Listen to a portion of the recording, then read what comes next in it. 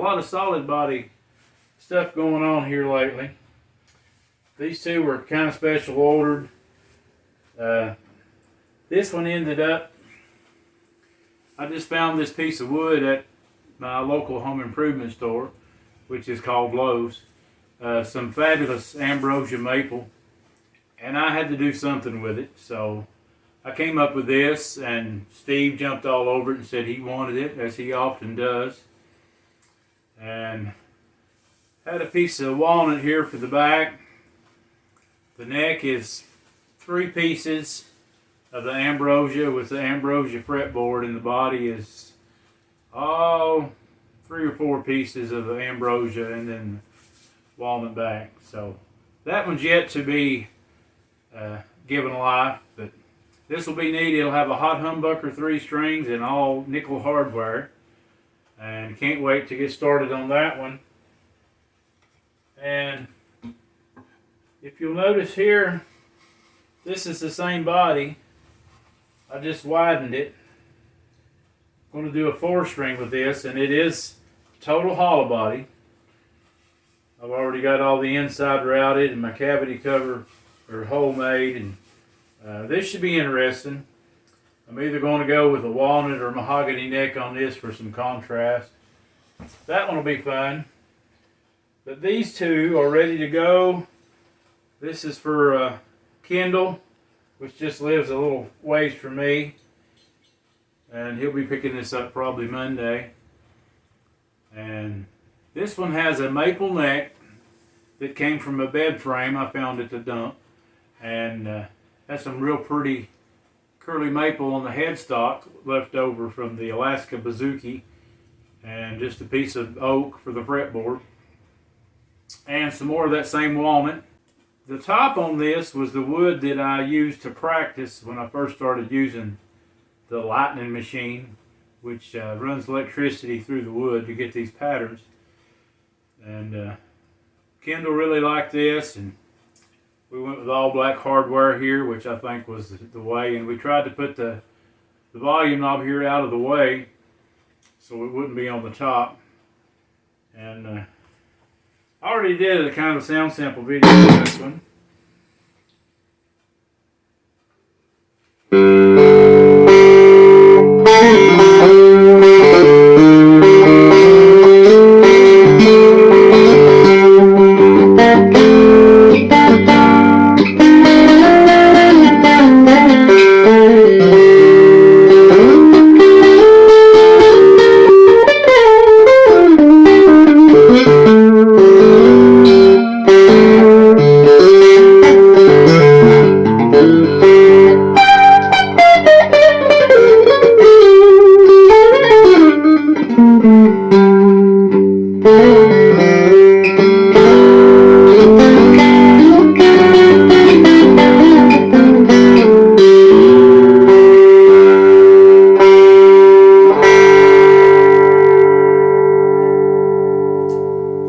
People have asked me over the years the difference in humbuckers and single coils and bridge position and neck position.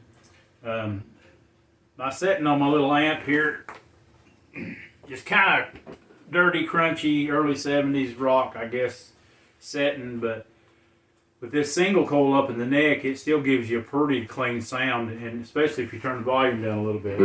But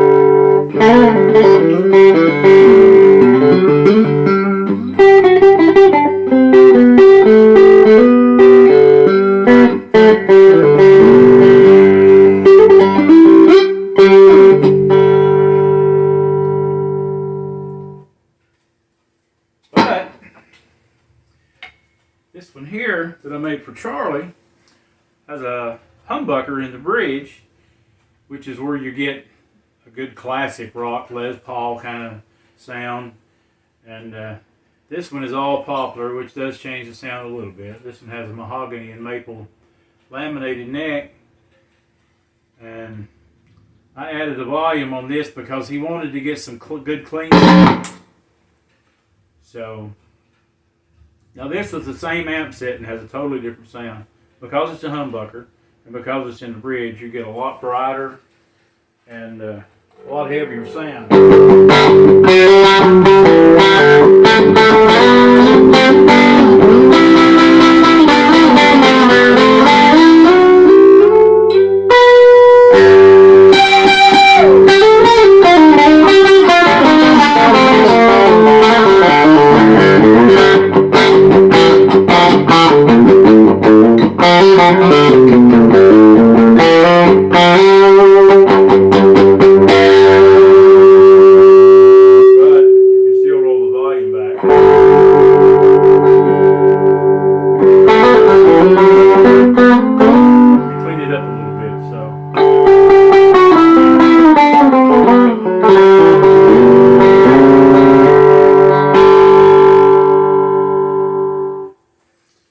This guitar was actually the first one that I did with the fractal burning that I did, and it's a lot of fun, and we kind of kept it to a minimum until Charlie said, yeah, that's what I want. So, and he didn't want them back. This one has more of that same curly maple on the fretboard, and we did the fractal burning on the headstock veneer, which is, I think, I don't remember, cypress. So, and this one's all gold hardware, more of that curly maple in the back here. And I guess that's all about these two guitars that anybody would want to know. And I just kept the side dots on here. I didn't want to mess up all this pretty maple with position dots. So, there you go, everybody. Like I said, this one is sold. Steve's claimed this one.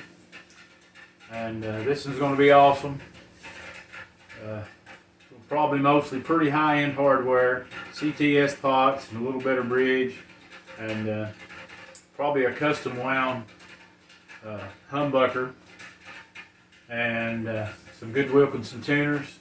Wilkinson tuners, guys, you can't beat them. You can pay 3 times as much and not get much better at all. I'm stuck on Wilkinson tuners, so there you go. There's that. This one, oh gosh, that's so light. This was a piece of pine that I found at Lowe's also, but it has a really unique grain. I don't know if this ended up being quarter sawn or what the deal is. It almost looks like bamboo. I don't know how much you can see. But I kind of did a reverse book match thing and got some pretty patterns on the side. So this one's up for grabs if I don't decide to keep it. I'm thinking maybe going with a 22-inch scale and doing a baritone ukulele with nylon strings and all, but I'm not sure yet. So that can always be changed if anybody really likes it. I really like this body style that I've come up with. So, there you go.